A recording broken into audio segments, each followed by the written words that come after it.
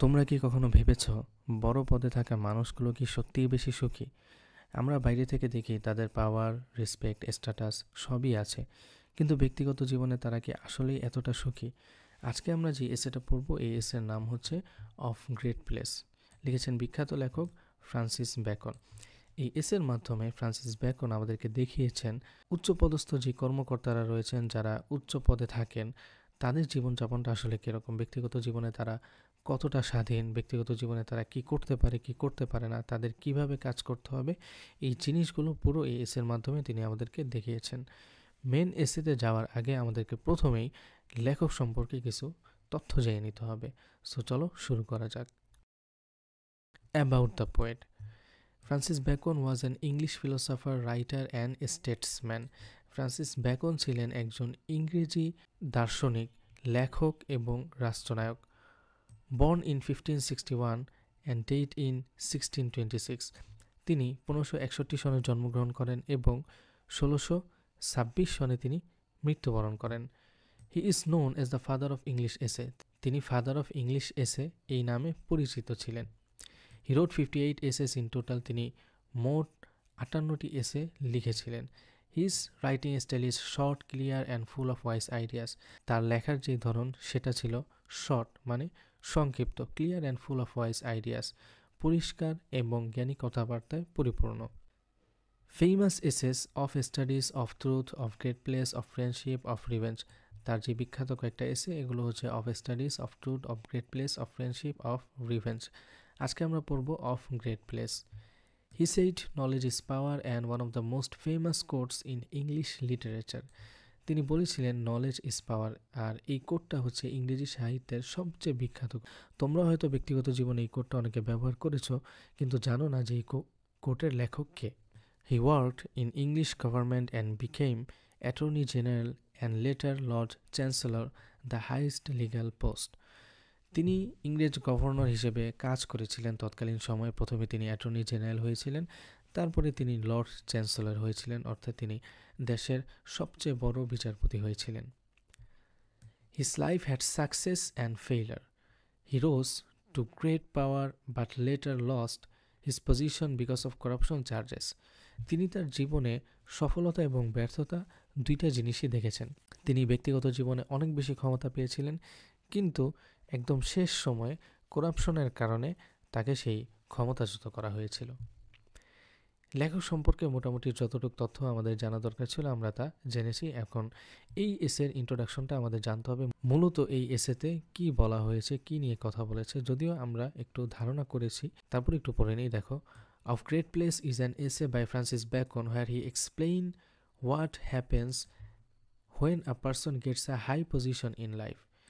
Of great প্লেসের মধ্যে Francis Bacon দেখিয়েছেন যখন কোনো একটা মানুষ হাই পজিশনে যায়, উচ্চ পদে যায়, তখন আসলে কি হয়। হি shows that power brings honour. তিনি দেখিয়েছেন যে ক্ষমতা এটা সম্মান আনে, বাট অলসো মেনি প্রবলেমস, এবং সম্মানের সাথে সাথে অনেক সমস্যাও আনে। Bacon says that great people must control their pride.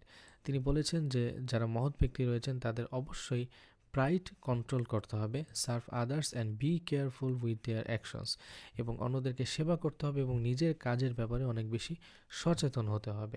The essay teaches that higher position means higher responsibility. তিনি এই এসের মাধ্যমে দেখিয়েছেন যে হায়ার পজিশন মানেই হচ্ছে হায়ার রেসপন্সিবিলিটি। যত বড় ক্ষমতা তত বেশি দায়িত্ব। এই পুরো এসেটা আমরা যদি এইভাবে চিন্তা করি যে একটা দেশের বিখ্যাত বিচারপতি, সবচেয়ে বড় বিচারপতি, তিনি আমাদেরকে পড়াচ্ছেন, তিনি আমাদেরকে জ্ঞান দিচ্ছেন যে উচ্চ পদে আমরা যখন যাব, যখন আমরা কোনো দায়িত্বে যাব, তখন মূলত আমাদেরকে কি কি করতে হবে। এইভাবে যদি আমরা চিন্তা করি তাহলে আজকের এসেটা আমাদের জন্য খুবই সহজ হবে। আমরা মেইন টেক্সটে চলে যাই। Man in great place are thrive servants, servants of the sovereign or state, servants of fame and servants of business. So, as they have no freedom neither in their persons nor in their actions and nor in their times. Man in great place are thrive servants. Thrive মানে হচ্ছে তিন ভাবে, উচ্চ পদে থাকা মানুষ তিন ভাবে দাস হয়। সার্ভেন্ট মানে হচ্ছে দাস। Servants of the sovereign or state. Sovereign মানে হচ্ছে রাজা, আর স্টেট মানে হচ্ছে রাজ্য। রাজা অথবা রাজ্যের দাস, সার্ভেন্টস অফ ফেম খ্যাতির দাস, অ্যান্ড সার্ভেন্টস অফ বিজনেস এবং কাজের দাস। So as they have no freedom neither in their persons nor in their actions nor in their times. সুতরাং তাদের কোনো ফ্রিডম থাকে না, স্বাধীনতা থাকে না, তাদের ব্যক্তিগত জীবনেও থাকে না, তাদের কাজেও থাকে না এবং তাদের সময়েও থাকে না। তার মানে হচ্ছে যারা উচ্চ পদে যায়, যারা উচ্চ পদে অবস্থান করে, হয় তাদের রাজার সেবা করা লাগে, রাজার কথা শোনা লাগে, না হয় রাষ্ট্রের স্বার্থ দেখা লাগে, রাষ্ট্রের কথা শোনা লাগে। তারপরে বলছে কি সার্ভেন্টস অফ ফেম, খ্যাতির দাস। খ্যাতির দাস কিভাবে? তারা চাইলেই কিন্তু যে কোনো কাজ করতে পারে না যেটায় তাদের খ্যাতি ক্ষুণ্ণ হতে পারে, সো তাদের খ্যাতিটা ধরে রাখতে হয়। অ্যান্ড সার্ভেন্টস অফ বিজনেস এবং কাজের দাস, অর্থাৎ তাদের যেই কাজগুলো রয়েছে সেই কাজগুলোর মধ্যে কোনো স্বাধীনতা থাকে না, সেই কাজগুলো তাদের করতে হয়। যখন একটা উচ্চপদস্থ ব্যক্তি এইসব কিছুর দাস হয়ে যায় তখন তার আসলে কোনো স্বাধীনতাই থাকে না, সেটা হোক ব্যক্তিগত জীবনে, হোক তাদের কাজে অথবা তাদের সময়ে। এর পরের অংশে আমরা একটু দেখি, it is a strange desire to seek power and to lose liberty or to seek power over others and to lose power over a man's self. আচ্ছা, এখানে কি বলছে দেখো, it is a strange desire. Strange মানে হচ্ছে অদ্ভুত, এটা একটা অদ্ভুত ইচ্ছা। To seek power and to lose liberty, ক্ষমতা চাওয়া এবং স্বাধীনতা হারানো। Or to seek power over others, এবং অন্য ব্যক্তিদের উপরে ক্ষমতা চাওয়া, and to lose power over a man self, কিন্তু ব্যক্তিগত জীবনে যেই স্বাধীনতা, এই স্বাধীনতা হারানো। তার মানে পাওয়ার যেহেতু আমাদের থেকে আমাদের স্বাধীনতা কেড়ে নেয়, তাই পাওয়ারের বিনিময়ে আমাদের স্বাধীনতা বিসর্জন দেওয়া, এটা হচ্ছে একটা স্ট্রেঞ্জ ডিজায়ার, একটা অদ্ভুত ইচ্ছা।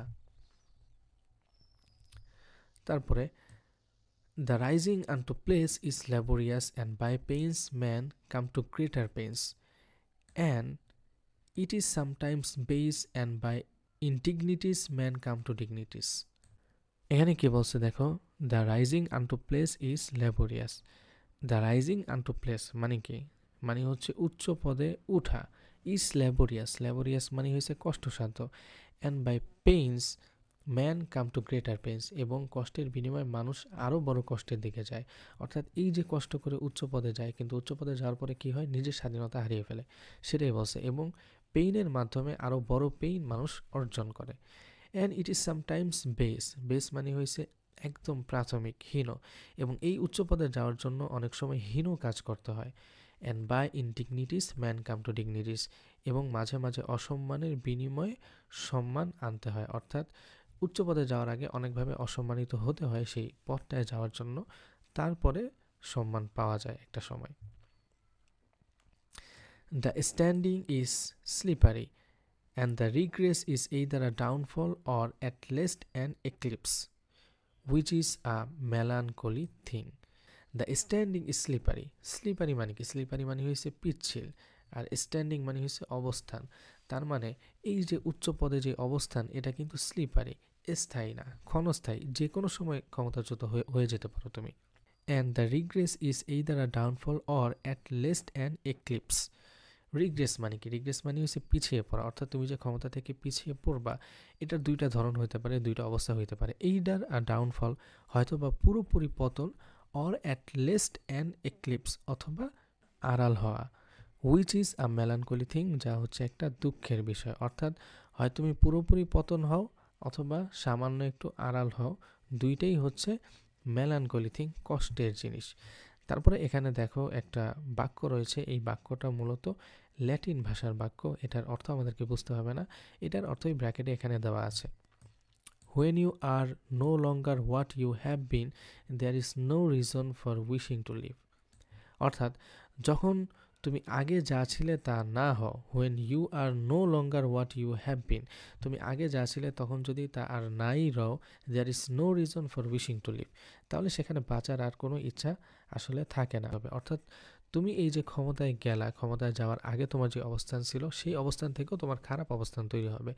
সো এই খারাপ অবস্থান যখন তোমার হবে, তখন কে বাঁচার ইচ্ছা করবে, এই কথাটা এখানে বলতেছে।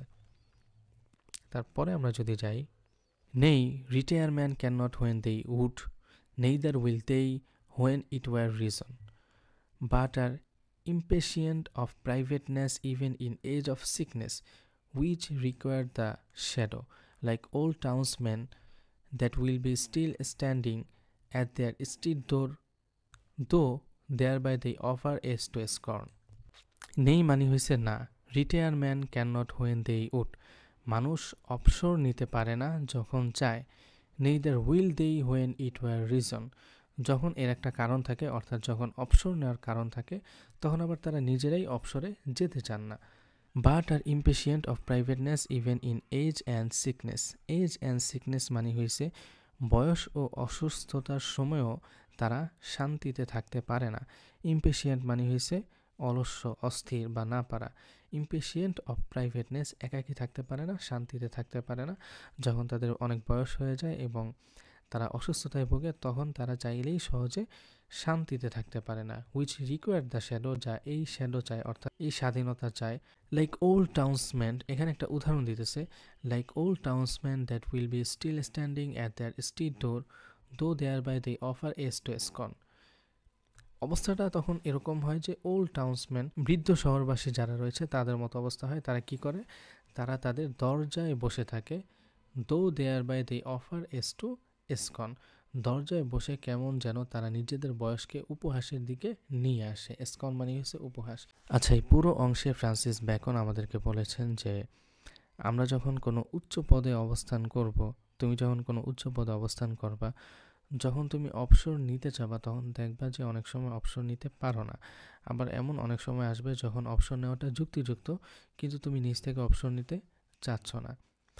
আর এই ক্ষমতা উচ্চ পদে অবস্থান জিনিসটা এরকম হয় যে অনেক সময় তুমি খুবই অসুস্থ বা হচ্ছে তোমার অনেক বয়স হয়ে গিয়েছে, যেই বয়স এবং অসুস্থতায় তোমার আসলে অবসর নেওয়ার দরকার কিন্তু তুমি সেই স্বাধীনতাটা পাচ্ছ না। এখানে একটা উদাহরণ দিয়েছে যে অবস্থাটা তখন এরকম হয়ে যায় যে বৃদ্ধ শহরবাসীর মতো, যারা হচ্ছে অনেক জায়গায় দেখবা যে বৃদ্ধ শহরবাসীরা দরজার কাছে বসে থাকে, তাদের বয়স শেষ হয়ে গিয়েছে, এখন তারা অত রিলেভেন্ট না কিন্তু তারা দরজার পাশে বসে থাকে, মানুষ যারা রাস্তা দিয়ে হেঁটে যায় তাদের সাথে কথা বলে, তারা বোঝায় যে আমরা এখনও রিলেভেন্ট। ওই জিনিসটা এখানে বলতে চেয়েছেন ফ্রান্সিস ব্যাকন, যে অবস্থা এখন এমন হয়ে যায় যে ওল্ড টাউন্সম্যান, বৃদ্ধ শহরবাসী যারা রয়েছে, যারা দরজায় বসে থাকে, দরজায় বসে থেকে তারা মূলত তাদের বয়সকেই উপহাস করে। তারা মানুষদের সাথে কথা বলে নিজেকে রিলেভেন্ট তৈরি করার চেষ্টা করে কিন্তু মানুষ মনে মনে তাদের বয়স নিয়ে উপহাস করে। এই জিনিসটা এখানে বোঝাতে চেয়েছেন। তারপরের অংশে আমরা যদি চলে যাই তাহলে দেখো, if they think with themself what other men think of them, and that other men would fain be as they are, then they are happy, as it were by report, when perhaps they find the contrary within. এখানে কি বলছে, if they think with themself what other man think of them, তারা যদি নিজেরা ভাবে যে মানুষ তাদের ব্যাপারে কি ভাবছে, and that other man would fain be as they are, then they are happy, এবং অন্যান্য মানুষরা যদি তার মতো হতে চায়, would fain be as they are, তারা যেমন আছে তাদের মতো হতে চায়, দেন দে আর হ্যাপি, তাহলে তারা সুখী। ইট ওয়ার বাই রিপোর্ট, এটা হচ্ছে এই সুখটা হচ্ছে রিপোর্টের মাধ্যমে। When perhaps they find the contrary উইদিন, এবং কখনো কখনো অবস্থার বিপরীত হতে পারে। আচ্ছা, এই অংশে মূলত ফ্রান্সিস ব্যাকন আমাদেরকে বোঝাতে চেয়েছেন যে এই যে উচ্চপদস্থ কর্মকর্তার যারা রয়েছেন তারা আসলে নিজেদেরকে সুখী কখন মনে করেন। তারা দুইভাবে নিজেদেরকে সুখী মনে করেন। এক নম্বর হচ্ছে what other man think of them, অন্যান্য মানুষরা আমাদের ব্যাপারে অর্থাৎ ওই যে উচ্চপদস্থ ব্যক্তি তার ব্যাপারে কি ভাবছেন, এটা তিনি প্রথমে দেখেন যে অন্যান্য মানুষরা তার ব্যাপারে কি ভাবতেছে। অন্যান্য মানুষরা যদি তার ব্যাপারে ভাবে যে সে সুখী, তাহলে সে ধরে নেয় হ্যাঁ আমি সুখী। আবার যদি এমন হয় যে অন্যান্য মানুষরা তার মতো হতে চায় অর্থাৎ ওই উচ্চপদস্থ ব্যক্তির মতো হতে চায়, তার মানে আমার অবস্থানটা খুবই ভালো, অন্যান্য মানুষরা হিংসা করে, সে আমার মতো হতে চায়, তার মানে আমি সুখী। এই দুইভাবে মূলত উচ্চপদস্থ কর্মকর্তা যারা রয়েছেন, উচ্চপদস্থ ব্যক্তি যারা রয়েছেন, তারা দুইভাবে চিন্তা করেন সুখী হওয়ার। কিন্তু এই যে যেই সুখটা, এই সুখটা কি আসলে ব্যক্তিগত সুখ বাই রিপোর্ট, এটা হচ্ছে রিপোর্টের সুখ, অর্থাৎ আমি আমার ব্যক্তিগত জীবনে সুখটা আমি ভিতর থেকে ফিল করতে পারলাম না, অন্য মানুষরা আমাকে সুখী মনে করতেছে বা অন্য মানুষ আমার মতো হতে চায়, তার মানে আমি সুখী। জিনিসটা হচ্ছে এরকম। কখনো কখনো অবস্থা এর বিপরীত হয়, অর্থাৎ কখনো কখনো সুখটা এভাবে পাওয়া যায় না। For they are the first that find their own griefs, though they be the last that find their own faults. এখানে বলছে যে কারণ প্রথমে তারা নিজেদের কষ্ট দুঃখ অনুভব করে, যদিও তারা শেষ পর্যন্ত নিজের ভুলটা বুঝতে পারে। অর্থাৎ এই যে মেন সুখটা যে আসলে রিপোর্টের সুখ না, অর্থাৎ অন্য মানুষ আমার ব্যাপারে কি ভাবলো, আমি সুখী কিনা, এই জিনিসটা যে আসলে মেন সুখ না, এই জিনিসটা আসলে এই উচ্চপদস্থ ব্যক্তিরা অনেক পরে বুঝতে পারে, নিজেদের ভুলটা বুঝতে পারে। নিজেদের কষ্টই তাদের প্রথম অনুভূত হয়, কিন্তু নিজেদের ভুলটা আসলে তারা প্রথমে খুঁজে পায় না, পরে খুঁজে পায়। নিজেদের কষ্ট বলতে তারা অনেক সময় সুখী হয় না। Certainly men in great fortunes are strangers to themselves, and while they are in the puzzle of business, they have no time to tend their health either of body or mind. Certainly, নিশ্চিতভাবে অবশ্যই, men in great fortunes are strangers to themselves.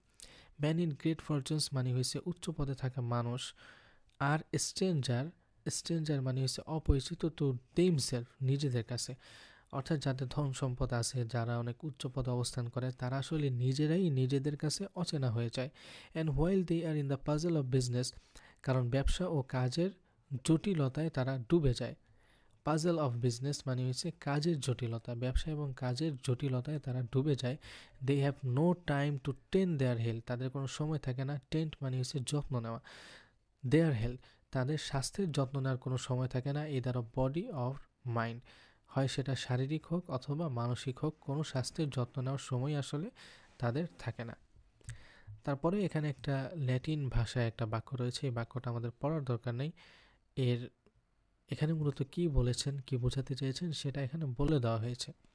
Death falls heavy upon him who dies too well known to others but unknown to himself. এখানে বলছে যে মৃত্যু heavy upon হিম, তার উপরেই ভয়ানকভাবে চাপে, যারা হচ্ছে অন্যদেরকে ভালো করে চিনে কিন্তু নিজেদেরকে আসলে ভালো করে চিনে না। অর্থাৎ সারা জীবন সে যদি অন্য মানুষদেরকে নিয়ে ভাবে, নিজেকে নিয়ে না ভাবে, তখন মৃত্যুর সময় তার আসলে খুবই কষ্ট হয়। তখন সে আফসোস করতে করতে মারা যায় যে আমি হয়তো নিজের কাছেই অচেনা হয়ে গেলাম, নিজের সুখটা কখনো দেখলাম না, নিজের সুখটা অনুভব করতে পারলাম না, প্রকৃত সুখটা বুঝতে পারলাম না। এর পরের পার্টে দেখো, in place there is licence to do good and evil, whereof the latter is a curse, for in evil the best condition is not to will, the second not to can. But power to do good is the true and lawful end of aspiring. For good thoughts God accept them, yet towards men are little better than good dreams, except they be put in act, and that cannot be, without power and place, as the vantage and commanding ground. In place, অর্থাৎ in place মানে হচ্ছে ক্ষমতায় থাকা মানুষ। In place there is licence to do good and evil. There is licence মানে অনুমতি থাকে, two do good ভালো কাজ করা, অ্যান্ড এভিল এবং খারাপ কাজ করা। এখন এই লাইসেন্স মানে কিন্তু অনুমতি না, এই লাইসেন্স মানে হচ্ছে ability. In place there is licence to do good and evil, ক্ষমতায় যারা থাকে তাদের আসলে ভালো কাজ করা এবং খারাপ কাজ করা দুইটার অ্যাবিলিটিই থাকে। Whereof the latter is a curse মানে হচ্ছে অভিশাপ, এর মধ্যে দ্বিতীয়টা হচ্ছে কার্স অভিশাপ, দ্বিতীয়টা কোনটা, এভিল খারাপ কাজ হচ্ছে কার্স।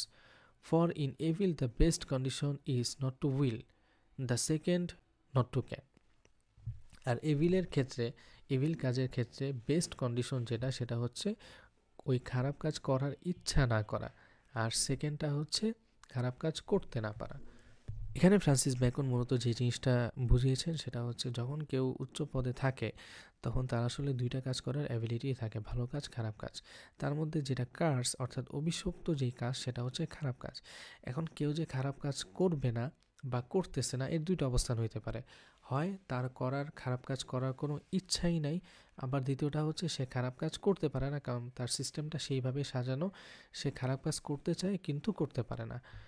নট টু উইল মানে হচ্ছে খারাপ কাজ করার ইচ্ছাই নাই, আবার আরেকটা কি, নট টু ক্যান, খারাপ কাজ করতে পারে না। এখন এই দুইটা অবস্থানের মধ্যে কোন অবস্থানটা ভালো, সেটা হচ্ছে নট টু উইল, করার ইচ্ছাই না থাকা। ইচ্ছা না থাকলে কি হয়, তোমার সামনে যদি খারাপ কাজ করার অ্যাবিলিটি তোমার থাকেও, সুযোগ যদি তোমার থাকেও, কিন্তু ইচ্ছা যেহেতু হয় না, তার মানে তুমি খারাপ কাজ করবা না, সেটাই এখানে বলছে। But power to do good is the true and lawful end of aspiring. Aspiring মানে হয়েছে ক্ষমতায় ওঠা, অর্থাৎ উচ্চ পদে ওঠার প্রবল ইচ্ছা। But power to do good, কিন্তু ক্ষমতা টু ডু গুড ভালো কাজ করার জন্য is the true and lawful end of aspiring. End of aspiring মানে হয়েছে যখন কেউ বড় পদ বা ক্ষমতার জন্য চেষ্টা করে, তখন ভালো কাজ করার জন্য যেই ক্ষমতা, এটাই হচ্ছে প্রকৃত এবং সঠিক লক্ষ্য, ট্রু অ্যান্ড লফুল। তারপরে for good thoughts, good thoughts মানে হচ্ছে ভালো চিন্তাভাবনা। এখানে ব্র্যাকেটে মূলত বললো যে ভালো চিন্তাভাবনা এগুলো ঈশ্বর গ্রহণ করুক। তাহলে ফর গুড থটস, ভালো চিন্তাভাবনা, towards man are little better than good dreams, মানুষের জন্য কল্পনার চেয়ে কার্যকর নয়।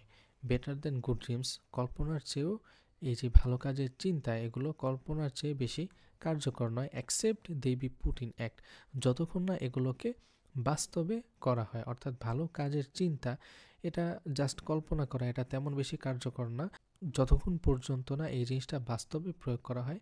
And that cannot be without power and place. আর এই ভালো কাজ শুধু চিন্তা করলেই হয় না, এটা বাস্তবে করতে হয়। আর বাস্তবে ততক্ষণ পর্যন্ত করা যায় না যতক্ষণ পর্যন্ত না নিজের সেই পাওয়ারটা থাকে, নিজের সেই প্লেসটা থাকে। As the vantage and commanding ground. Vantage মানে কি? ভেন্টেজ মানে হচ্ছে সুবিধাজনক অবস্থান, আর কমান্ডিং গ্রাউন্ড মানে হচ্ছে নিয়ন্ত্রণ বা নেতৃত্বের জায়গা। তাহলে এই যে ক্ষমতা, এই ক্ষমতা কি করে? সুযোগ ও নিয়ন্ত্রণের জায়গা তৈরি করে, as the vantage and commanding ground. পরের অংশে আমরা চলে যাই। Merit and good works is the end of man's motion, and conscience of the same is the accomplishment of man's rest. আচ্ছা, এখানে বলছে merit and good works is the end of man's motion. Man's motion মানে হচ্ছে মানুষের জীবনের একদম শেষ সময়, অর্থাৎ মানুষের জীবনের উদ্দেশ্য। মেরিট মানে হচ্ছে যোগ্যতা। যোগ্যতা এবং ভালো কাজ এটা হয়েছে মানুষের জীবনের মূল উদ্দেশ্য, is the end of man's motion. যোগ্যতা, ভালো কাজ এগুলো হয়েছে মানুষের জীবনের মূল উদ্দেশ্য। And conscience of the same is the accomplished of man's rest. Conscience অর্থ হয়েছে বিবেক, আর অ্যাকমপ্লিশমেন্ট অর্থ হয়েছে সাফল্য বা পূর্ণতা। তাহলে and conscience of the same is the accomplishment of man's rest. এবং এই যে ভালো কাজের প্রতি বিবেক, কনসিয়েন্স, ভালো কাজের প্রতি বিবেক মানুষের শান্তি ও পরিপূর্ণতা অর্জন করে। For if a man can be partaker of God's theatre, he shall likewise be partaker of God's rest. এখানে বলছে কি দেখো, for if a man can be partaker of God's theatre, কেউ যদি গডস থিয়েটার বলতে এখানে বুঝিয়েছেন মূলত ঈশ্বরের উদ্দেশ্য। অর্থাৎ কোনো একটা মানুষ যদি ঈশ্বরের উদ্দেশ্যের অংশ হয়, অর্থাৎ পৃথিবীতে ভালো কাজ করে, he shall likewise be partaker of God's rest, তাহলে সে ঈশ্বরের শান্তি ও বিশ্রামের অংশীদারও হবে। তার মানে সে যদি ভালো কাজ করে তাহলে সে সেই ভালো কাজের প্রতিদানও সে পাবে। তারপরে এখানে বড় করে আরেকটা ল্যাটিন ভাষা রয়েছে, এটা আমাদেরকে জানার দরকার নেই, ব্র্যাকেটে যেটা রয়েছে সেটা আমরা পড়ব। And god turn to behold the works which his hand had made and saw that they were all very good, and then the Sabbath. এরপরে ঈশ্বর ফিরে তাকালেন, and God turned to behold the works, এবং ঈশ্বর ফিরে তাকালেন এবং দেখলেন মানুষের হাতের কাছে যে কাজগুলো রয়েছে সেই কাজগুলো খুবই ভালোভাবে তারা সম্পাদন করেছে, and then the Sabbath, এবং তারপরে আসলো বিশ্রামের দিন। পুরো পার্টে লেখক যে জিনিসটা বোঝাতে চেয়েছেন সেটা হচ্ছে মানুষের জীবনের মূল উদ্দেশ্য হওয়া উচিত হচ্ছে ভালো কাজ করা, যোগ্যতা অর্জন করা, এবং এই কাজের প্রতি বিবেক এবং এই কাজের প্রতি ভালোবাসায় মানুষ ভিতর থেকে পরিপূর্ণতা অর্জন করে। তারপরে বসে একজন মানুষ যদি ঈশ্বরের উদ্দেশ্যে পূরণ করে, অর্থাৎ ঈশ্বর চায় পৃথিবী ভালোভাবে চলুক, সব মানুষ ভালোভাবে থাকুক, এমন কেউ যদি ঈশ্বরের উদ্দেশ্য অনুযায়ী পৃথিবীতে কাজ করে তাহলে সেই ঈশ্বরের যে প্রতিদান, ঈশ্বরের যেই শান্তি, সেই শান্তির অংশীদার সেও হবে। লাস্টে যে কথাটা বলছেন যে ঈশ্বর ফিরে তাকালেন এবং দেখলেন মানুষের হাতে যে কাজগুলো ছিল সেই কাজ সে খুব ভালোভাবে সম্পাদন করেছে। এরপর এলো বিশ্রামের দিন, অর্থাৎ ঈশ্বর যখন ফিরে তাকাবে দেখবে যে সব মানুষ ভালো কাজ করেছে, ভালোভাবে কাজ করেছে, তারপরেই আসলে বিশ্রামের দিনটা আসবে। এখানে সাব্বাত নিয়ে অনেকের কনফিউশন হতে পারে, এই ওয়ার্ডটা তোমরা বিভিন্ন সময় পেতে পারো। সেটা হচ্ছে খ্রিস্ট ধর্মে সাব্বাত এই দিনটাকে খুবই পবিত্র ধরা হয় এবং এই দিনে তারা উপাসনা করে অনেক বেশি। কারণ হচ্ছে খ্রিস্ট ধর্ম অনুযায়ী ঈশ্বর হচ্ছে টানা 6 দিন পৃথিবী তৈরি করেছেন, 7ম দিনে এসে তিনি বিশ্রাম নিয়েছেন। তাই এই দিনে সব ঈশ্বরের প্রতি উপাসনা তারা বেশি করে। এর পরের অংশে আমরা যদি চলে যাই তাহলে দেখো এখানে কি রয়েছে। In the discharge of thy place set before thee the best examples, for imitation is a globe of percepts, and after a time set before thee thine own example, and examine thyself secretly, whether thou didst not best at first. Neglect not also the examples of those that have carried themselves ill in the same place, not to set of thyself by taxing their memory, but to direct thyself what to avoid. In the discharge of thy place, discharge মানে হয়েছে দায়িত্ব পালন করা, আর দাই মানে হয়েছে your. তাহলে in the discharge of your place, যখন তুমি তোমার দায়িত্ব পালন করবে, set before thee the best examples, thee মানে হয়েছে ইউ, তখন তুমি তোমার সামনে সেরা উদাহরণগুলো রাখবে। ফর ইমিটেশন, ইমিটেশন অর্থ হয়েছে অনুকরণ করা, অনুসরণ করা। Globe of precepts, globe of precepts এর অর্থ হচ্ছে নিয়ম ও নীতির পূর্ণ সংগ্রহ।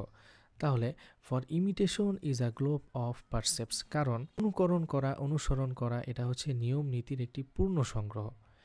অ্যান্ড আফটার আ টাইম, এবং কিছু সময় পরে, set before the thine own example, the মানে হয়েছে ইউ আর দাইন মানে হয়েছে your.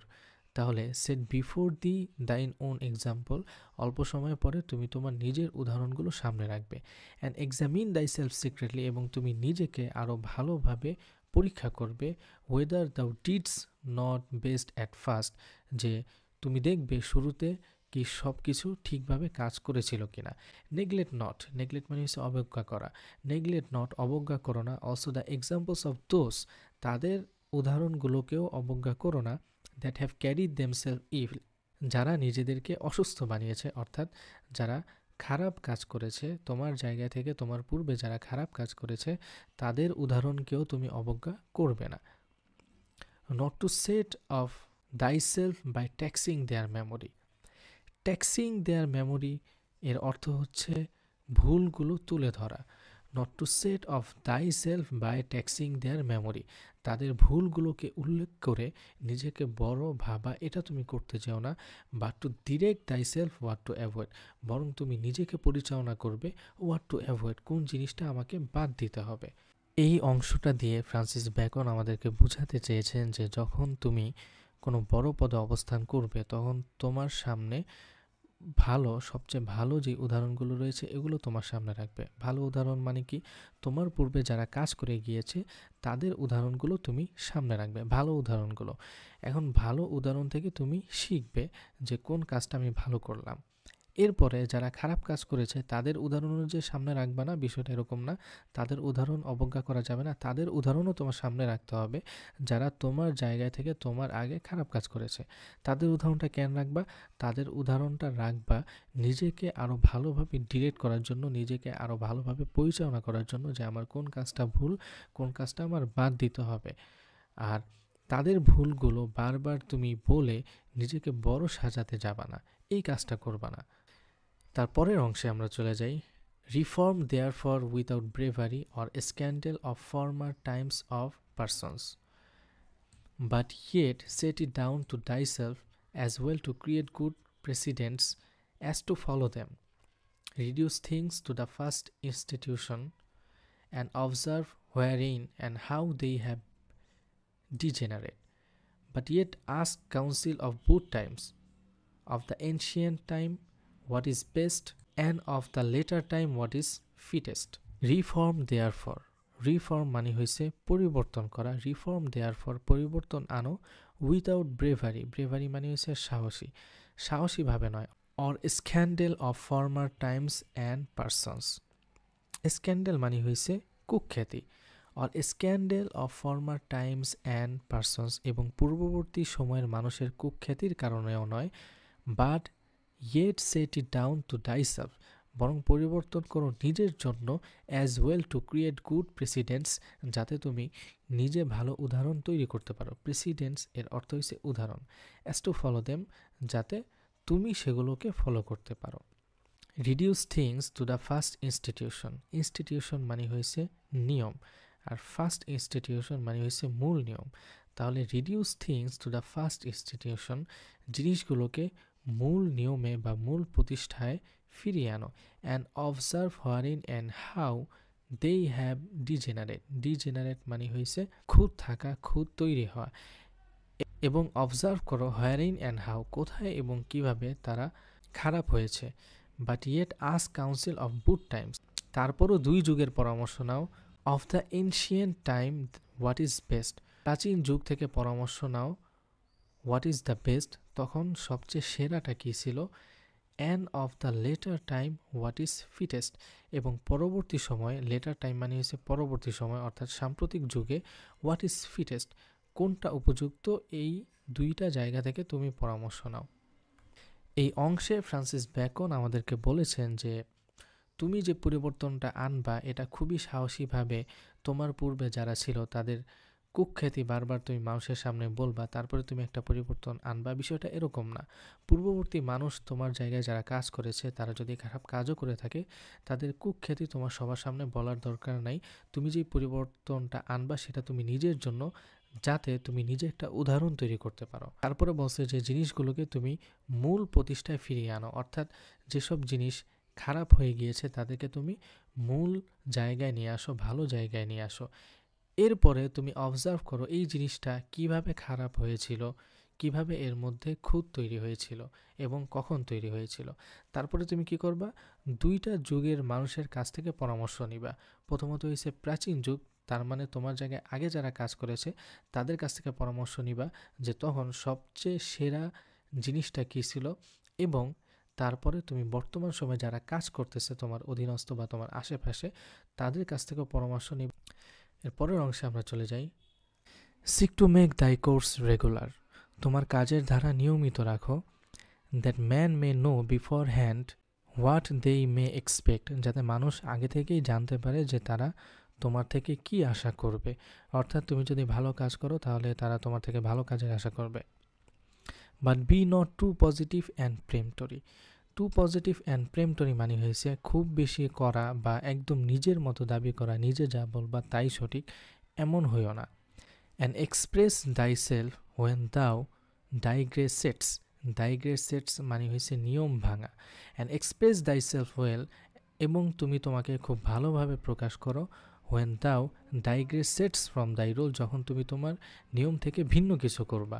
Preserve the right of thy place, তুমি তোমার পদ এবং দায়িত্বের অধিকার সংরক্ষণ করবে। But still not questions of jurisdiction, কিন্তু ক্ষমতা বা দায়িত্ব নিয়ে ঝগড়া করবা না। স্টিল মানে হচ্ছে ঝগড়া করা।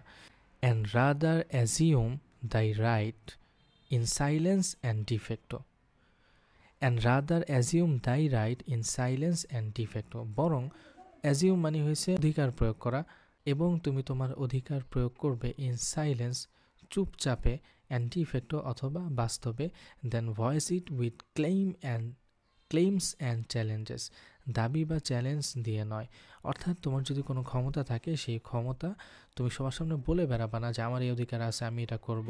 বরং তোমার যে ক্ষমতা, এই ক্ষমতার অধিকার তুমি রক্ষা করবে, তুমি তোমার অধিকার প্রয়োগ করবে, সেটা চুপচাপ অথবা বাস্তবে, সবাইকে বলে বেরিয়ে নয়। আমরা পরের অংশে চলে যাই। Preserve likewise the rights of inferior place and think it more honor to direct in chief than to busy in all. Embrace and invite helps and advices touching the execution of thy place, and do not drive away such as bring thee information as meddlers, but accept of them in good part. Preserve likewise the rights of inferior places. Inferior মানে হয়েছে ছোট, নিম্ন স্তরের। তাহলে ছোট বা নিম্ন স্তরের দায়িত্বের অধিকারও তুমি কি করবা, রক্ষা করবা, সংরক্ষণ করবা, preserve. And think it more honour to direct in chief than to busy in all. Then to be busy in all, সব কিছুর মধ্যে ব্যস্ত থাকার চেয়ে টু ডিরেক্ট ইন চিফ, প্রধান দায়িত্ব পালন করা, এটা হচ্ছে মোর অনার, এটা হচ্ছে আরও বেশি সম্মানের। এখানে যে জিনিসটা বোঝাতে চেয়েছেন, অর্থাৎ তুমি সব কাজে হস্তক্ষেপ করবা না, তবে প্রধান প্রধান যে কাজগুলো রয়েছে সেই সব কাজে তুমি হস্তক্ষেপ করবা। ইমব্রেস and invite helps and advises touching the execution of thy place. ইমব্রেস, ইমব্রেস মানে হচ্ছে গ্রহণ করা, ইমব্রেস গ্রহণ করো, অ্যান্ড ইনভাইট হেল্পস, এবং যারা সাহায্য করতে চায় তাদেরকে আমন্ত্রণ জানাও, তাদেরকেও গ্রহণ করো, অ্যান্ড অ্যাডভাইসেস মানে যারা উপদেশ দিতে চায়। টাচিং, টাচিং মানে সম্পর্কিত, touching the execution of thy place, তোমার দায়িত্ব বা কাজের বাস্তবায়নের ব্যাপারে যারা সাহায্য করতে চায়, উপদেশ দিতে চায়, তাদেরকে তুমি গ্রহণ করো। And do not drive away such as bring the information as meddlers. Meddlers মানে হচ্ছে হস্তক্ষেপকারী, এবং যারা এই ইনফরমেশন, যারা এই তথ্য নিয়ে আসে, তাদেরকে হস্তক্ষেপকারীর মতো তাড়িয়ে দিও না, তাদেরকে গ্রহণ করো। But accept of them in good part, বরং তাদের যে ভালো দিক রয়েছে এইগুলো তুমি গ্রহণ করো। এই পাঠটুকুতে ফ্রান্সিস বেকন যে জিনিসটা আমাদেরকে বোঝাতে চেয়েছেন সেটা হচ্ছে নিম্ন স্তরের দায়িত্বের অধিকারও আমাদেরকে রক্ষা করতে হবে, এবং যে প্রধান থাকবে অর্থাৎ যে উঁচু অবস্থায় থাকবে সে সব কাজে হস্তক্ষেপ করবে না, তবে চিফ যে কাজগুলো রয়েছে, চিফ কাজের প্রত্যেকটা কাজে অর্থাৎ প্রত্যেক প্রধান কাজে সে হস্তক্ষেপ করবে। এরপরে বলছে যে তোমাকে যারা বিভিন্ন ইনফরমেশন দিয়ে, বিভিন্ন অ্যাডভাইস দিয়ে তোমাকে সাহায্য করতে চায়, তাদের সাহায্য, তাদের অ্যাডভাইস তুমি গ্রহণ করবে, হস্তক্ষেপকারীর মতো তাদেরকে তাড়িয়ে দিবে না। এর পরের অংশে আমরা চলে যাই। The vice of authority are chiefly four: delays, corruption, roughness, and facility. For delays, give easy access, keep time appointed, go through with that which is in hand, and interlake not business but of necessity. For corruption, do not only bind thy own hands or thy servant's hand from taking, but bind the hands of suitors also from offering. আচ্ছা, এখানে বলছে কি the vice of authority are chiefly four. Vice মানে হয়েছে ভুল, ত্রুটি, তাহলে the vice of authority are chiefly four, ক্ষমতার প্রধান চারটি দোষ বা খারাপ দিক রয়েছে। Delay, corruption, roughness and facility. Delay, delay মানে বিলম্ব, অর্থাৎ কোনো কাজ বিলম্ব হওয়া। করাপশন, দুর্নীতি। রাফনেস, কঠোরতা। অ্যান্ড ফ্যাসিলিটি, এবং অতি সরলতা, অতি সহজতা। অর্থাৎ অনেকেই দেখবা যে হচ্ছে তার অধীনস্থ যারা রয়েছে তাদের বিভিন্ন কাজ খুব সহজে করে দেয়। তাহলে অথরিটির এই প্রধান চারটা দোষ মূলত রয়েছে। ফর ডিলে, বিলম্বের জন্য, অর্থাৎ বিলম্ব দূর করার জন্য কি করা যেতে পারে সেটা বলতেছে। ফর ডিলে, বিলম্ব এড়াতে গিভ ইজি অ্যাক্সেস, সহজে সুযোগ করে দাও, অর্থাৎ কাজগুলোকে অনেক বেশি জটিল করো না। গিভ ইজি অ্যাক্সেস, সহজ সুযোগ করে দাও। কিপ টাইম অ্যাপয়েন্টেড, নির্দিষ্ট সময় মেনে চলো। Go through with that which is in hand, এবং তোমার হাতে যে কাজগুলো রয়েছে সেগুলো আগে শেষ করো। And interlace not business but of necessity. Interlace মানে হচ্ছে জটিল করা। And interlace not business but of necessity, এবং কাজগুলো অপ্রয়োজনীয়ভাবে জটিল করো না। ফর করাপশন, দুর্নীতির জন্য, অর্থাৎ দুর্নীতি বন্ধ করতে, দুর্নীতি এড়াতে কী কী করা লাগবে সেটা বলতেছে। Do not only bind thine own hands or thine servants hand from taking but bind the hands of suitors also from offering. প্রথমে বলছে কি শুধুমাত্র দাইন মানে হচ্ছে ইয়োর ওন হ্যান্ডস, শুধুমাত্র তোমার নিজের হাত, এবং দাই সার্ভেন্টস হ্যান্ড, তোমার যে অধীনস্থ যারা রয়েছে তাদের হাত। টেকিং মানে হচ্ছে গ্রহণ করা, শুধুমাত্র তোমার নিজের হাত এবং তোমার অধীনস্থ যারা রয়েছে তাদের হাতকে রোধ করো না দুর্নীতি গ্রহণ করতে। But bind the hands of suitors also, বরং যারা সুবিধা নিতে চায়, অর্থাৎ যারা ঘুষ দিতে চায়, তাদের হাতটাকেও রোধ করতে হবে ফ্রম অফারিং। যারা দুর্নীতি অফার করে, অর্থাৎ যারা ঘুষ অফার করে, তাদের হাতটাও সাথে সাথে রোধ করতে হবে, তাহলেই দুর্নীতি বন্ধ হবে। আমরা পরের অংশে চলে যাই। For integrity used doth the one, but integrity professed and with a manifest detestation of bribery dot the other, and avoid not only the fault but the suspicion, whosoever is found variable and changed manifestly without manifest cause, giveth suspicion of corruption. Therefore always when thou changest thine opinion or course, profess it plainly and declare it, together with the reasons that move thee to change, and do not think to steal it. আচ্ছা, এই অংশে কি বলছে আমরা একটু দেখি। For integrity, integrity মানে হচ্ছে সততা। For integrity used doth, doth মানে হচ্ছে does. For integrity used does the one, সততা কাজে ব্যবহার করলে এক ধরনের ভালো ফল পাওয়া যায়।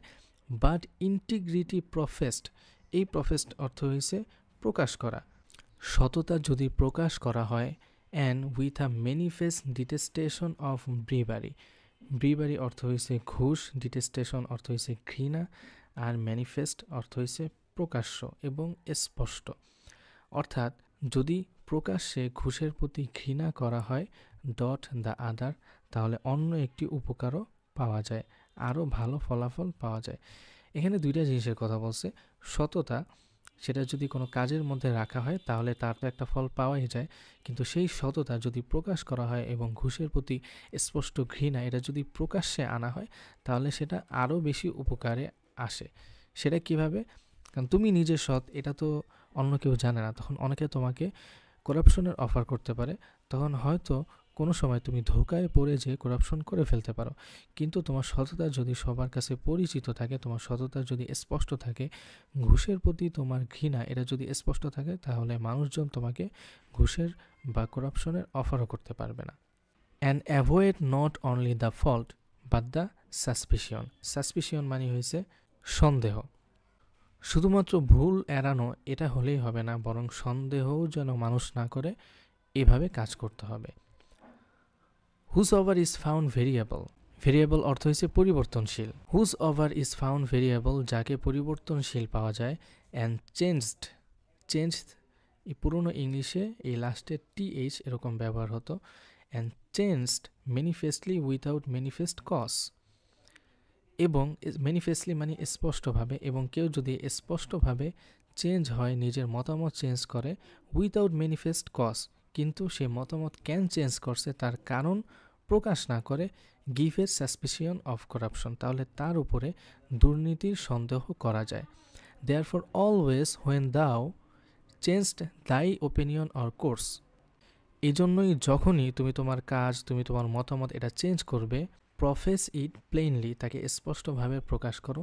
And declare it together with the reasons that move thy to change, এবং সেই কারণ সহ উল্লেখ করো যেই কারণে তুমি তোমার মতামত চেঞ্জ করেছো। And do not think to steal it, এবং এটাকে কখনো গোপন করার চেষ্টা করো না। আমরা পরবর্তী অংশে চলে যাই।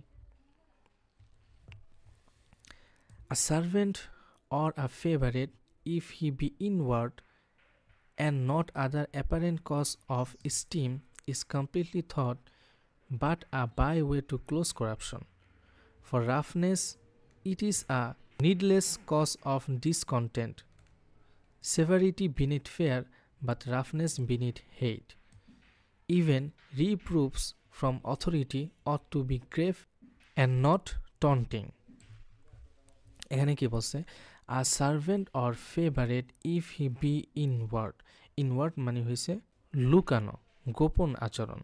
একজন সহচর বা প্রিয় সহযোগী সে যদি গোপনভাবে আচরণ করে, অর্থাৎ অন্যরকম একটু ডিফারেন্ট আচরণ করে, তোমার একটু তোষামোদি বেশি করে, and no other apparent cause of esteem, cause of esteem অর্থ হয়েছে শ্রদ্ধার কারণ, এবং যদি এই শ্রদ্ধার তেমন কোনো কারণ না থাকে, is completely thought but a by way to close corruption, তাহলে সাধারণত ধরা যায় যে এটা দুর্নীতির একটা উপায় হতে পারে। ফর রাফনেস, রুক্ষতা, কঠোরতা, is a needless cause of discontent, যা অপ্রয়োজনীয় অসন্তুষ্টির কারণ। সভেরিটি বিনিথ ফেয়ার, সভেরিটি মানে হয়েছে কঠোরতা।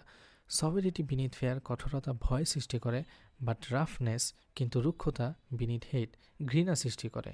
Even reproofs from authority ought to be grave and not taunting. Reproofs অর্থ হচ্ছে সমালোচনা, তিরস্কার, ফ্রম অথরিটি এবং কর্তৃপক্ষের কাছ থেকে তিরস্কারও, ought to be grave, grave অর্থ হচ্ছে গুরুতর, এবং কর্তৃপক্ষের কাছ থেকে তিরস্কারও গুরুতর ও শোভন হওয়া উচিত। অ্যান্ড নট টন্টিং, উপহাসমূলক হওয়া উচিত না। টন্টিং মানে হচ্ছে উপহাসমূলক। এই পাঠ্যক্রমে ফ্রান্সিস ব্যাকন আমাদেরকে বোঝাতে চেয়েছেন যে হঠাৎ করে তুমি যদি দেখো যে তোমার কোনো একজন সার্ভেন্ট, তোমার কোনো একজন অধীনস্থ কেউ একটু ভিন্ন ধরনের আচরণ করতেছে, অন্যরকম শ্রদ্ধা করতেছে, যেই শ্রদ্ধার কোনো কারণ তুমি খুঁজে পাচ্ছ না, তাহলে তুমি ধরে নিতে পারো এটা দুর্নীতির একটা উপায় হতে পারে, সে তোমাকে দিয়ে কোনো কাজ করাতে চায়। তারপরে বলছে যে কঠোরতা ভয় সৃষ্টি করে কিন্তু রক্ষতা ঘৃণা জন্ম দেয়। এই জন্য তোমাকে তোমার কাজে কঠোর হতে হবে যাতে মানুষ তোমাকে ভয় পায়, তোমার সাথে এক্সট্রা খাতির বা এক্সট্রা অ্যাডভান্টেজ যে তোমার থেকে নিবে এই জিনিসটা ভাবতেও না পারে। শুধু তাই না, তোমার উপরে যে কর্তৃপক্ষ রয়েছে তারাও যদি তোমাকে কোনো একটা কথা বলে সেটাও যেন খুব শোভনীয়ভাবে বলে, উপহাস যেন করতে না পারে। তোমার এরকম একটা পার্সোনালিটি হতে হবে। আমরা পরের অংশে চলে যাই। As for facility, it is worse than bravery, for bribes come but now and then, but if importunity or ideal respects lead a man, he shall never be without. As Solomon said, to respect persons is not good, for such a man will transgress for a piece of bread. As for facility, it is worse than bravery. সহজে ছাড় দেওয়া বা নরম হয়ে যাওয়া এটা ঘুষের চেয়েও খারাপ। For bribes come but now and then, ঘুষ মাঝে মাঝে আসে। ব্রাইবস মানে হয়েছে ঘুষ, ঘুষ কি হয় এটা মাঝে মাঝে আসে। বাট ইফ ইম্পরটিউনিটি, এই ইম্পরটিউনিটি অর্থ হচ্ছে অনবরত জোর করা, অত্যাধিক দাবি করা, অর আইডিয়াল রেসপেক্ট এবং অকারণ শ্রদ্ধা, led a man he shall never be without, একজন মানুষকে এমন জায়গায় নিয়ে যায় যে সে এর থেকে কখনো বের হতে পারে না। অর্থাৎ এখানে যে জিনিসটা বলছে সেটা হচ্ছে কেউ যদি সহজে ছাড় দিয়ে দেয়, খুব নরম হয়ে যায়, তাহলে এই জিনিসটা ঘুষের থেকেও বেশি খারাপ হয়। কারণ ঘুষ দিয়ে হয়তো তোমার কাছ থেকে অনেক বেশি কাজ আদায় করে নিতে পারবে না, কিন্তু তুমি যদি খুব নরম হও, তোমাকে কেউ যদি অকারণে শ্রদ্ধা করে এবং সেই শ্রদ্ধায় তুমি যদি প্রভাবিত হয়ে যাও, তাহলে এই জিনিসটা ঘুষের থেকেও বেশি খারাপ। কারণ তখন সবাই তোমার কাছ থেকে বিভিন্ন কাজ করে নিতে যাবে। সেটাই বলছে, for bribes come but now and then. কারণ কি? কারণ হচ্ছে ঘুষ মাঝে মাঝে আসে, কিন্তু ধারাবাহিক চাপ, অর্থাৎ তোমাকে যে মানুষজন তোষামোদি করবে, বারবার একটা কাজ করে দিতে বলবে এবং অকারণ শ্রদ্ধায় প্রভাবিত হওয়া, এই জিনিসটায় তুমি যদি একবার পড়ে যাও তাহলে কোনোভাবে বের হতে পারবে না। অ্যাজ সোলোমন সেইড, যেমনভাবে সোলোমন বলেছেন। সোলোমন এটা হচ্ছে ইসরায়েলের একজন রাজার কথা ফ্রান্সিস ব্যাকন এখানে বলতেছেন। ওনার মূল নাম হচ্ছে সুলাইমান, তিনি অনেক জ্ঞানী একজন রাজা ছিলেন, তার কথা বলতেছেন। As Solomon said, to respect person is not good, for such a man will transgress for a piece of bread. ব্যক্তিগত পছন্দ করা ভালো না, কারণ মানুষ খুব ছোট লাভের জন্য ভুল করে ফেলতে পারে। ট্রান্সগ্রেস এর অর্থ হয়েছে ভুল করা, আর আ পিস অফ ব্রেড একটা রুটির টুকরা, এর দ্বারা বোঝাইছে যে খুব ছোট কোনো কাজ। অর্থাৎ কেউ যদি তোমাকে ব্যক্তিগতভাবে অনেক বেশি পছন্দ করে, তোমাকে অনেক তোষামোদি করে, তুমি যদি তাকে অ্যাডভান্টেজ দাও, তাহলে সে খুব ছোট লাভের জন্য ভুল করে ফেলতে পারে, যার কারণে তুমিও বদনাম হতে পারো। আমরা পরের অংশে চলে যাই। It is most true that was anciently spoken, a place showeth the man, and it showeth some to the better and some to the worse. এখানে দেখো শোয়েট, লাস্টে টিএইচ রয়েছে, এটা মূলত ওল্ড ইংলিশে এইভাবে ব্যবহার হতো, এটা হবে হচ্ছে শো। তাহলে it is most true that was anciently spoken, এটি একেবারেই সত্য কথা যা প্রাচীনকালে মানুষ বলতো। A place showeth the man, যে একজনের অবস্থান তার প্রকৃত চরিত্র দেখায়। And it showed some to the better and some to the worse, এবং এই অবস্থানটাই কিছু কিছু মানুষকে ভালো দেখায়, আবার কিছু কিছু মানুষকে খারাপ দেখায়। অর্থাৎ সবাই তো ভালো মানুষ না। তুমি যখন খুব অনেক বেশি ক্ষমতা পাবা, তুমি যখন উপরের কোনো একটা স্থানে চলে যাবা, তখন যদি তোমার স্বভাব চরিত্র ভালো হয়, তাহলে এটাই হচ্ছে তোমার মেন চরিত্র, কারণ তোমার কাছে ক্ষমতা থাকার পরেও তুমি সেই ক্ষমতার অপব্যবহার করনি, সেটা বলছে। তারপরে এই অংশে দেখো, এই যে সেন্টেন্সটা, এটা হচ্ছে ল্যাটিন ভাষার একটা সেন্টেন্স। এটা আমাদের জানার দরকার নেই, এর অর্থটা আমরা জানলেই হবে। এর অর্থটা হচ্ছে এরকম যে মানুষ ভেবেছিল গাবলা একজন শাসক হতে পারে, কিন্তু সে কখনো শাসন করেনি। ভেসপাসিয়ান আসলে শাসন করেছে এবং উন্নতির জন্য পরিবর্তিত হয়েছে। এটা হয়তো তোমাদের একটু অস্পষ্ট থাকবে, আমি তোমাদেরকে একটু বলে দিই। ফ্রান্সিস ব্যাকন এখানে প্রাচীন রোমের একজন ইতিহাসবিদ ট্যাসিটাস, অনেক বড় একজন ইতিহাসবিদ ছিলেন ট্যাসিটাস, তার একটা উদাহরণকে উনি সামনে এনেছেন। ট্যাসিটাস একসময় বলেছিলেন, দুইটা রাজার ব্যাপারে কথা বলেছিলেন, একজনের নাম হচ্ছে গালবা, আরেকজনের নাম হচ্ছে ভেসপাসিয়ান। একজনের নাম হচ্ছে গালবা, আরেকজনের নাম হচ্ছে ভেসপাসিয়ান। তো দুইজনই একসময় রাজা হয়েছিল, কিন্তু মানুষ ভেবেছিল যে এই গালবা উনি খুব ভালো শাসক হবে, মানুষ এটা আগে থেকে ভেবেছিল, কিন্তু সে ভালোভাবে শাসন করতে পারে নাই। তিনি যখন শাসন ক্ষমতায় আসছে, তারপরে দেখা গেছে যে না, উনি ভালোভাবে রাজ্য পরিচালনা করতে পারে না। আর ভেসপাসিয়ানের ব্যাপারে মানুষ তেমন একটা আশা করে নাই, কিন্তু তিনি যখন ক্ষমতায় এসেছে, তিনি যখন শাসক হয়েছিলেন, তখন তিনি তার কাজ, তার চরিত্র, এগুলো আরও উন্নতির শিখরে নিয়ে গিয়েছিলেন, সেটাই বলছে এখানে। Though the one was named of sufficiency, যদিও একজনকে তার যোগ্যতার কারণে গুরুত্বপূর্ণ মনে করা হয়েছিল, the other of manners and affection, এবং অন্যজনকে তার ভালো আচরণ এবং আন্তরিক ভালোবাসার কারণে গুরুত্বপূর্ণ মনে করা হয়েছিল। এখানে এই যে প্রথম যে বাক্যটা, এটা হচ্ছে গ্যালবা এর ব্যাপারে বলা হয়েছে, আর দ্বিতীয় যে বাক্যটা, এটা হচ্ছে ভেসপাসিয়ানের ব্যাপারে বলা হয়েছে।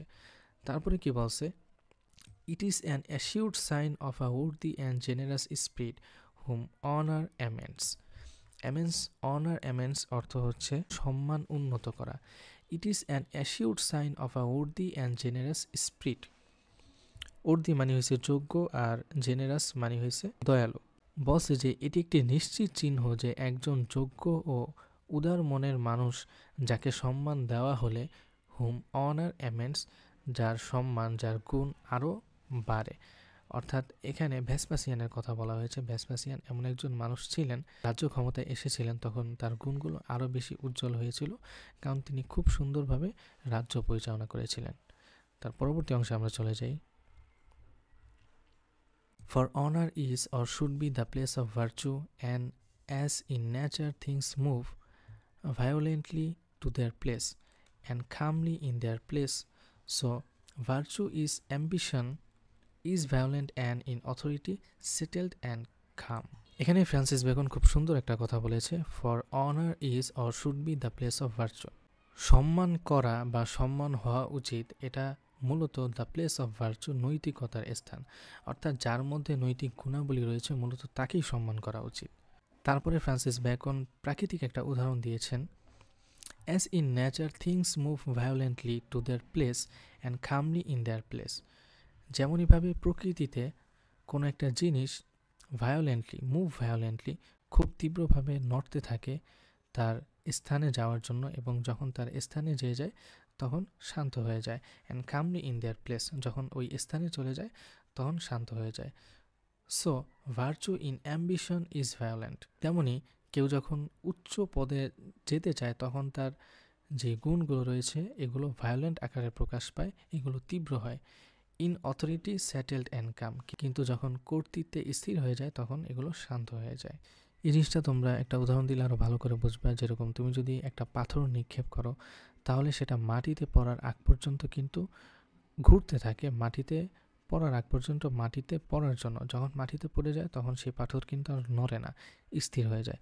তেমনইভাবে যখন কেউ উচ্চ পদে যেতে চায়, তখন তার ভালো গুণগুলো হয়তো অনেক বেশি প্রকাশ পায়, কিন্তু যখন সে উচ্চ পদে চলে যায় তখন আর ভালো গুণগুলো তেমন একটা প্রকাশ পায় না।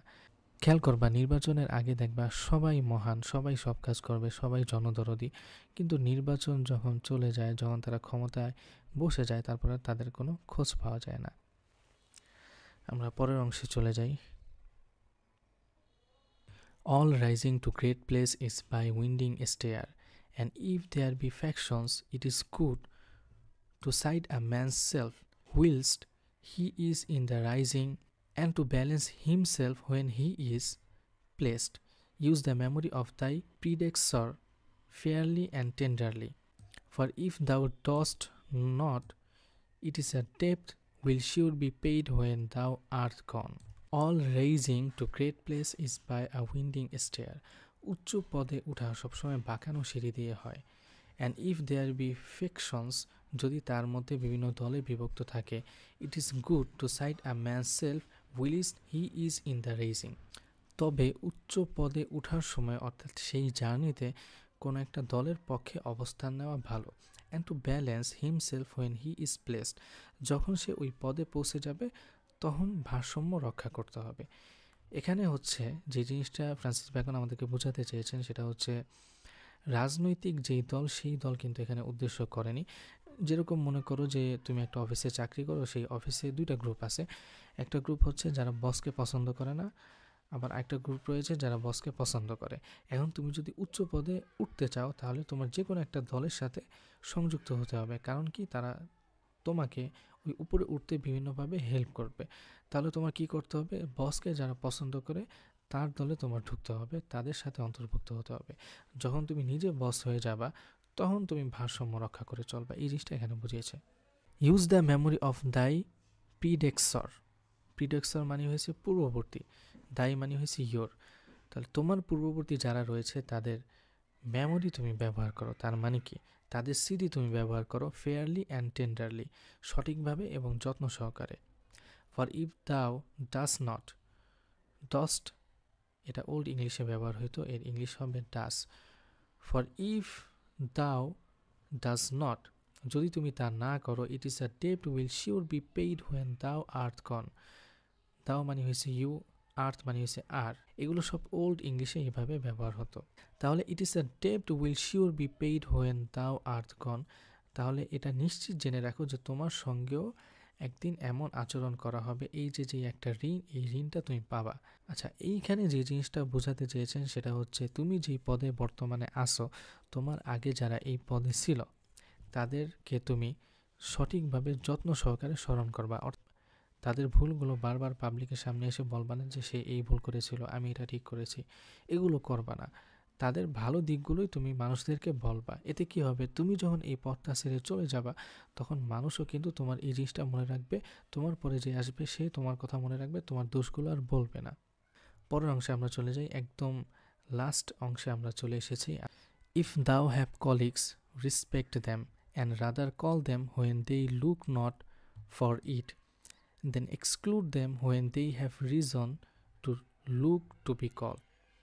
Be not too sensible or too remembering of thy place in conversation and private answers to suitors, but let it rather be said, when he sits in place he is another man. If thou have colleagues, colleague মানে হচ্ছে সহকর্মী, যদি তোমার সহকর্মী থাকে, respect them, তাদেরকে সম্মান করো, and rather call them when they look not for it, তারা যখন ডাক পাওয়ার আশা না করে তাদেরকে ডাকো। Then exclude them when they have reason to look to be called. When they have reason to look to be called, যখন তাদের ডাক পাওয়ার অধিকার থাকে তখনও তাদেরকে বাদ দিও না।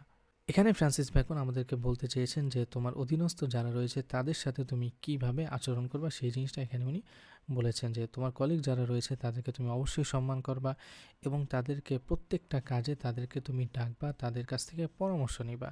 এটা অনেক সময় হবে যে তাদের ডাক দেওয়া যৌক্তিক, অর্থাৎ এই কাজে তাদের অংশগ্রহণ লাগবে, তখনও তাদের ডাক দিবা।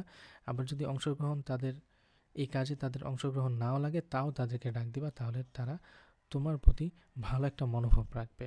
B not too sensible or too remembering. Too sensible মানে হয়েছে খুব বেশি ভাব প্রবণকারী, টু রিমেম্বারিং খুব বেশি মনে রাখার মতো, of thy place in conversation and private answers two সুইটার্স, অর্থাৎ কথোপকথনে আবেদনকারীদের ব্যক্তিগত উত্তরে তুমি খুব বেশি ভাবপ্রবণ বা সংবেদনশীল হও না। But let it rather be said, বরং তুমি এমন একটা ভাব নিয়ে থাকবে যে যাতে এমন বলা হয়, when he sits in place he is another man, যখন সে তার কাজে বসে, তার জায়গায় বসে, তখন সে কেমন যেন অন্য একটা মানুষ হয়ে যায়, একদম অন্য মানুষ হয়ে যায়, সে একদম নীতির ভিত্তিতে তার কাজ পরিচালনা করে। এখানেই হচ্ছে আমাদের এসেটা শেষ। এখন আমাদেরকে এই এসের থিমগুলো জানতে হবে। এখানে সামারি রয়েছে, তোমরা সামারিগুলো একটু দেখে নিতে পারো। আজকের পুরো এসেটা পড়ে আমরা কি কি জিনিস শিখতে পারলাম সেই জিনিসটা আমাদের একটু জানা দরকার। প্রথম যে থিম, এই থিমটা হচ্ছে সার্ভিং থ্রি মাস্টার্স, তিনটা মনিবের সেবা করা। People in high position serve the king, state, their fame, their work, so they have little personal freedom. High পজিশনে যারা যায় তারা মূলত তিনটা জিনিসের সেবা করে, রাজা বা রাষ্ট্রের, খ্যাতির, তাদের কাজের। এ কারণে কী হয়, তাদের পার্সোনাল জীবনে ফ্রিডমটা খুবই কম থাকে। পাওয়ার ভার্সেস ফ্রিডম, ক্ষমতা এবং স্বাধীনতা। Seeking power can make a person lose control over themselves. ক্ষমতা চাওয়া এটা মানুষকে অনেক সময় তার নিজের উপর থেকে কন্ট্রোল হারিয়ে ফেলে। হার্ডশিপ অফ রেজিং, উচ্চ পদে ওঠার জন্য যেই কষ্টটা সেটা। Getting a high position is hard, full of pain and sometimes dishonour leads to honour. এখানে বলছে যে উচ্চ পদে ওঠা এই রাস্তাটা খুব সহজ না, এটা খুবই কঠিন একটা রাস্তা, পেইনফুল একটা রাস্তা। হ্যাপিনেস, সুখ। Great people feel happy by how others see them, not just by their own feelings. উচ্চপদস্থ যে লোকেরা রয়েছে তারা নিজেদেরকে হ্যাপি কিভাবে মনে করে, তাদেরকে মানুষ কিভাবে দেখতেছে, এইভাবে তারা নিজেদের হ্যাপি নির্বাচন করে, নিজ থেকে তারা সেই ফিলটা করতে পারে না। ট্রু অ্যাম্বিশন, সত্যিকারের উচ্চ আকাঙ্ক্ষা। Real ambition is to use power to do good, not just gain fame. সত্যিকারের উচ্চ আকাঙ্ক্ষা হচ্ছে to use power to do good, ক্ষমতাকে ব্যবহার করা ভালো কাজ করার জন্য, শুধুমাত্র ফেম বা খ্যাতি অর্জন করার জন্য না। লার্নিং ফ্রম এক্সাম্পলস, উদাহরণের মাধ্যমে শেখা। Follow good examples, learn from mistakes of others and set your own example. এসের মধ্যে আমরা পড়েছি যে আমাদেরকে বলেছে যে ভালো যে এক্সাম্পল রয়েছে সেই এক্সাম্পলগুলো ফলো করবে এবং যারা পূর্ববর্তীতে ভুল করেছে তাদেরকে অনুসরণ করবে, অর্থাৎ তারা যে ভুলগুলো করেছে সেই ভুলগুলো করা যাবে না। অতঃপর কি হবে, এই দুইটা ফলো করার পরে একসময় তুমি তোমার নিজের উদাহরণ নিজে তৈরি করবে। রেসপেক্ট অ্যান্ড লিডারশিপ, সম্মান এবং নেতৃত্ব। Respect your place, colleagues and predecessor, lead main work without controlling everything. আমরা এই এসেটা পড়ার সময় দেখেছি ফ্রান্সিস বেকন আমাদেরকে বলেছেন যে তোমার সহকর্মী যারা রয়েছে তাদেরকে রেসপেক্ট করবা, সম্মান করবা এবং তোমাদের পূর্ববর্তীতে যারা কাজ করেছে তোমার জায়গায় তাদেরকেও সম্মান করবা। আর আরেকটা কথা উনি বলেছেন যে সব কিছু কন্ট্রোল করতে যাবা না, লিড মেইন ওয়ার্ক, শুধুমাত্র মেইন যে জিনিসগুলো এগুলো কন্ট্রোল করবা, সব কিছু কন্ট্রোল করবা না। অথরিটি প্রবলেমস, ক্ষমতার সমস্যা। Avoid delays, corruption, hardness and clearness in power. আমরা একদম লাস্টে এই জিনিসটা দেখেছিলাম যে ক্ষমতার মূলত 4টা সমস্যা রয়েছে, সেই 4টা সমস্যাই কিন্তু এখানে বলা হয়েছে যে ডিলে যে রয়েছে বিলম্ব, এটা অ্যাভয়েড করতে হবে। করাপশন, হার্ডনেস, ক্লিয়ারনেস, এই সব জিনিস উচ্চ পদে থাকা অবস্থায় আমাদেরকে অ্যাভয়েড করতে হবে। তাহলে আমরা এই পুরো এসেতে যে থিমগুলো, মূলত যে থিমগুলো পেলাম সেগুলো হচ্ছে serving three masters, power of freedom, hardship of raising, happiness, true ambition, learning from examples, respect and leadership, authority problem. আজকের ক্লাসটা আমাদের এখানেই শেষ। আজকে আমরা পড়তেছিলাম অফ গ্রেট প্লেস ফ্রান্সিস বেকনের। পরবর্তীতে তোমাদের সাথে কথা হবে অন্য একটা ক্লাসে। ততক্ষণ পর্যন্ত তোমরা ভালো থাকো, সুস্থ থাকো। টাটা।